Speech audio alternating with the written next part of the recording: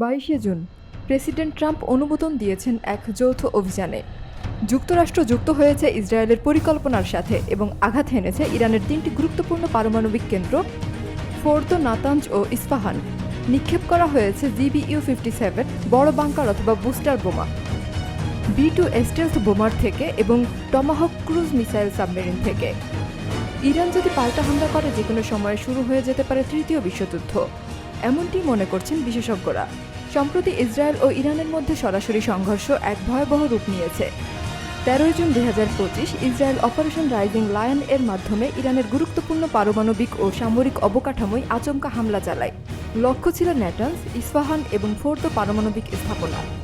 Iran এমন সময় সরাসরি আক্রমণের শিকার হলো যখন দেশটির বিরুদ্ধে কোনো আন্তর্জাতিক সামরিক অনুমোদন কিংবা জাতিসংঘের সিদ্ধান্ত জারি ছিল না। এই প্রেক্ষাপটে প্রশ্ন উঠেছে, এ ধরনের আগ বাড়িয়ে হামলা কি আন্তর্জাতিক আইনে বৈধ? আর তার জবাবে ইরানের প্রতিক্রিয়াগত হামলা কতটা যুক্তিযুক্ত?